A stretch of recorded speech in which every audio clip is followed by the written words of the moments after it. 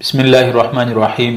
یو حافظ قرآن پوښتنه کړې ده چې مفتی صاحب تراویح مې ورکې مقتدیانو د محلي خلکو زه خبرم نه وم، په خپله خوښه یو څه پیسې د هدیې په ډول باندې ماته راکې. نو بیا یو څه طالبانو څه ملایانو یو مولوي صاحب راته وویل چې دا پیسې ستا دپاره جایز نه دي، ځکه دا ته قرآن خرڅ کوي او د قرآن پاک د آیات یې راته ووایي ولا تشترو بآیاتي ثمنا قلیلا، د قرآن په آیاتو په مقابل کې پیسې مه اخلي. محترم مفتی صاحب د پیسې اخیستل یا حافظ ته د محلي والا د څه پیسې ورکول څنګه دي؟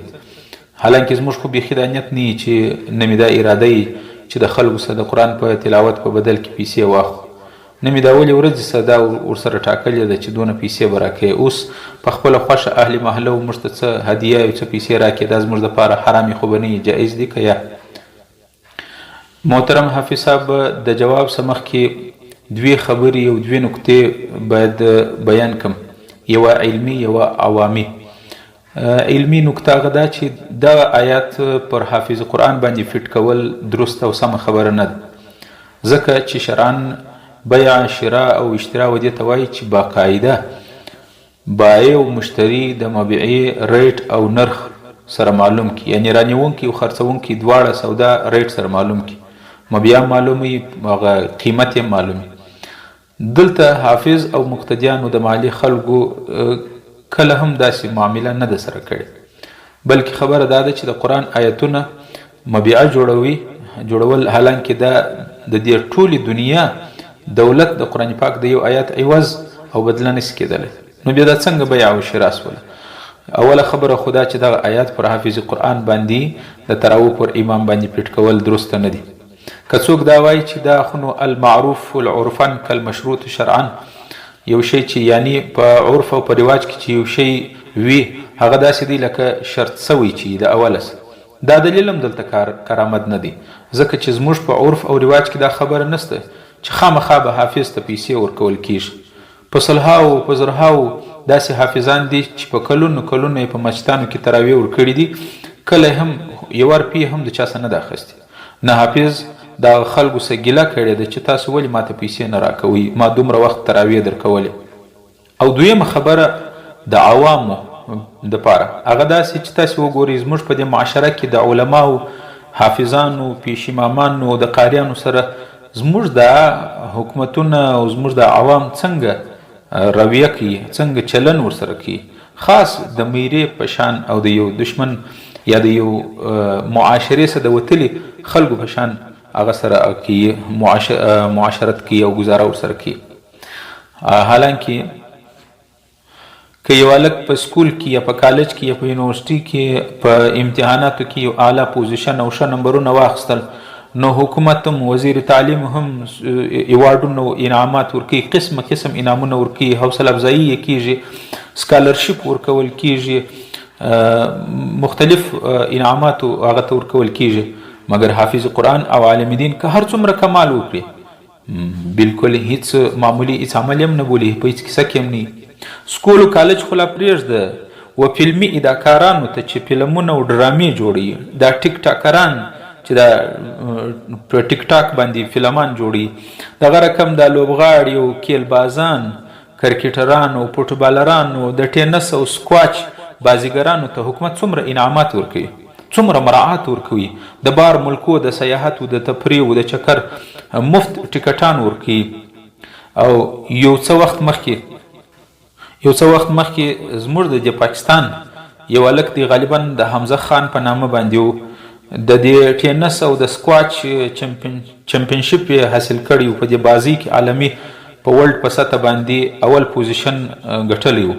دا ټینس په د جالۍ باندې چې یو هغه وي، په دې مقابله ګټلو سره د پاکستان وزیر اعظم د وخت یو څو وخت مخکې هغه هلک خپل دفتر ته وزیر اعظم هاوس ته راوغوښتي، د 1 کروڑ روپۍ چک یې ورکړي، په انعام کې 1 کروڑ روپۍ ورکړي چې ګویا تا د ټینس او د سکواچ کومه لوبه ده دا دې ګټلې ده، د هغه د حوصله افزایي دپاره.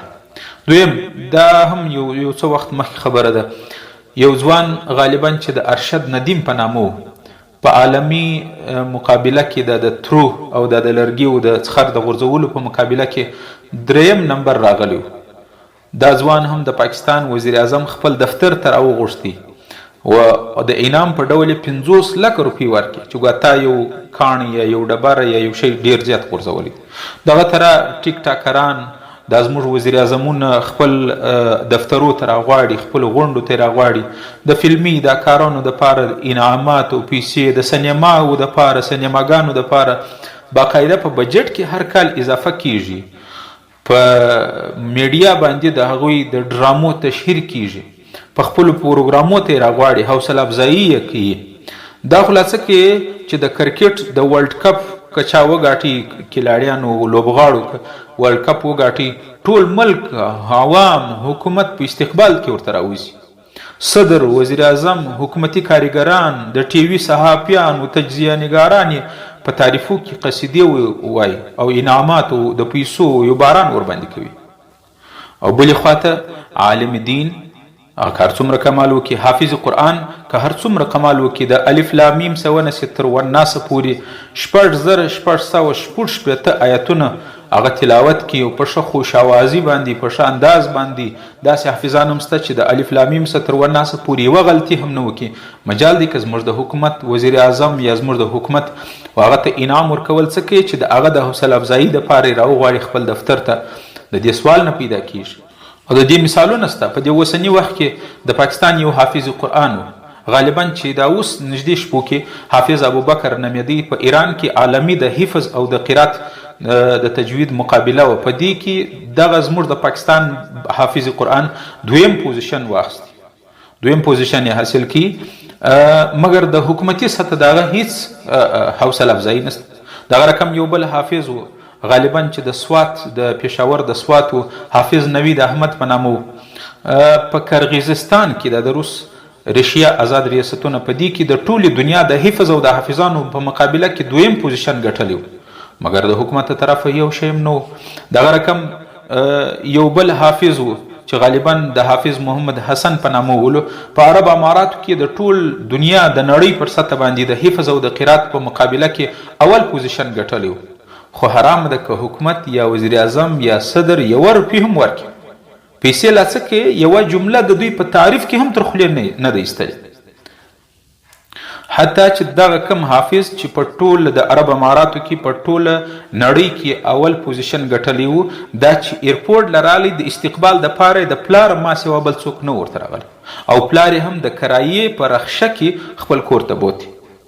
حالانکه دغه حافظان که امارات لتللی وو، که ایران لتللی وو، که کرغیزستان لتللی وو، دا ټولو ته حکومت یو روپۍ هم نه ده ورکړې. دا غریبان ټول په خپل مصرف په خپلو پیسو باندې تللی دي، برته راغلي دي.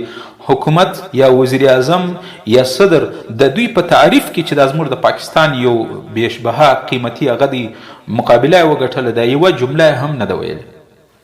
د دې باوجود حافظ قرآن په رمضان کې، په روژه کې، په مسجد و محراب کې ولاړي، د قرآن پاک 6666 آیتونه تلاوت کوي، د شپې او د ورځې د ځان سره دور کوي، تلاوتونه کوي. په روزمات باندې غریب ناست هم یې فکر په تراو کوي. د روزې ټوله میاشت د حافظ دپاره یو امتحان وي. او بلې خواته وګوره چې لوبغاړي، بازیګران د ټینس مقابله ګټلو والا ته، د کرکټ والا ګټلو والا ته، د لوبغاړو کرکټرانو ته دومره انعامات، دومره مراعات، حتی چې د جهاز تګ راتګ ټکټان یې لا مفت وي. هلته چې په کوم هوټل کې وي هغه هوټل خرچه هم حکومت کوي. دلته د حافظ قرآن سره دا راویشتي. د دې ټولو باوجود چې کله حافظ قرآن د الف لام میم تر والناس پورې د ټولې روزې په میاشت کې قرآن د الف لام میم تر والناس پورې ختم کې، بیا چې کله د ختم قرآن موقع راسي نو بیا د خبر راسي چې ولا تشترو بآیاتي، تاسې د قرآن آیتونه مه خرڅوئ او پیسې مه غواړئ. حافظ صاحب ولې اخلاص نه کوي، پر قرآن باندې پیسې غواړي، باید دا نه وکړي. زه د زموږ خلکو ته حیران یم چې د الکوانو، د نجونو د السکول د پیسانو خرچه ورکوم، د ټیوشن خرچه کوم، حتی چې د ګاډۍ ویګن او سوزکي خرچه برداشتوم. خو چې کله د ملا او د حافظ د پیشي امام خبر راسي، بیا د هغو معمولي خرچه کول راته د اسمان خاته سي، د دین باندې خرڅول راته مشکل سي. دا اوس ګوره د سرسایې موقع ده، د پکال کې د سرسایې د صدقې فطر د فطرانه یو وار راځي، هغه هم 2,500 چا 300 لګولي. نو بیا پوښتنې کوي مولوي صاحب 300 پر یو نفر باندې څومره زیاتې دي. حالانکه دې خواته نه ګوري چې د موبایل پر یو کارډ باندې یا پر 2000 باندې په میاشت کې د موبایل یو 2000 پیکیج لګوي د موبایل او د انټرنیټ او د نت په 2000 کې د 2500 روپۍ هغه کمپنۍ ته ورکوي، هغه په میاشت کې ورکوي. نو په 12 میاشت کې څو سوې ته خالي 200 که دا 400 هغه ورکوي.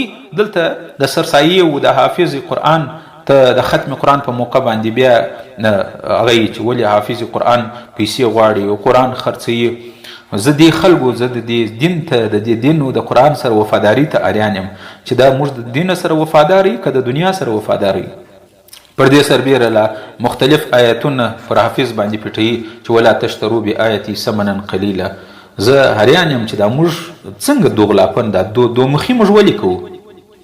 بلکې زه خو دا وایم چې حافظ قرآن ته پیشي امام ته عالم ته حافظ قرآن ته مقتدیان ته باید پکار دی چې اسلامي او دینی غیرت وکړي. حافظ قرآن ته په انعام کې کم از کم 1 لک روپۍ ورکړي یا یو موټر کم سے کم یو موټر سایکل ورته واخلي یا یې عمرې ته واستي. بلکې د حافظانو د پیش امام د علماو خدمت کول دا د پیغمبر علیه السلام او د دین خدمت دی. رسول الله صلی الله علیه وسلم حدیث دی، پیغمبر علیه السلام فرمایي حملة القرآن اهل الله وخاصته. حاملین قرآن د قرآن عالمان او حافظان، علماء د معانی او حاملین دي او حافظان د الفاظ او چوکیداران او حاملین دي. رسول الله صلی الله علیه وسلم فرمایي حاملین د قرآن چې دي دا د اهل الله دي، د الله خاص مخلوق دي. رسول الله فرمایي فمن اکرمهم فقد اکرمنی. د دوی چې اکرام او عزت او خدمت وکي رسول الله ویل کزما خدمت چې وکي. یو بل حدیث کې راځي پیغمبر علیه السلام فرمایي دا د طبرانی روایت مسند احمد هم ذکر کړی دی. پیغمبر علیه السلام فرمایي حملة القرآن اولیاء الله. حاملین د قرآن که علما دي که حافظان دي دا د الله اولیاء او دوستان دي. فمن والاهم فقد والا الله. د دوی سره چې چا مینه وکړه دوستي ورسره وکړه په حقیقت کې د خدای تعالی سره مینه وکړل. ومن عاداهم فقد عاد الله. د دوی سره څوک اختلاف کوي دشمنی کوي دا په حقیقت کې د الله سره د اختلاف او دشمنی ده. زه دا وایم چې دا موضوع باید دا خبرې موږ د موضوع د بحث نه کو جوړه چې حافظ ته پیسې ورکول څنګه دي که چا په خوښه ورکړي ورته جایز دي که نه دي جایز، بلکې دا موضوع وچېړو. په دې موضوع باندې باید بحث وکړو چې څومره باید د حافظانو د قاریانو د علماو د پیش امامانو څومره خدمت وکړي. په دې موضوع باندې بحث کول الله رب العالمین دې په دې باندې عمل کول توفیق را نصیب کړي. د حافظانو د علماو چې ټوله ځواني او زندګي د قرآن ته وقف کړې ده او په محراب کې موږ ته ولاړي د الف لام میم څخه تر والناس پورې ټول قرآن په رمضان مبارک کې په دې هر سړی ستړی یو د روزې په حالت کې حافظ قرآن موږ ته قرآن وایي. الله رب العالمین دې د دوی په زندگی په عمر کې برکت واچي. هغه خلق دې الله آباد کړي چې د دې حافظانو سره کومک کوي د دوی اکرام کوي. دا په حقیقت کې د رسول الله اکرام دی. الله رب العالمین دې چې څه وویل واورېدل په دې باندې د عمل کول توفیق نصیب کړي. واخر دعوانا ان الحمد لله رب العالمین.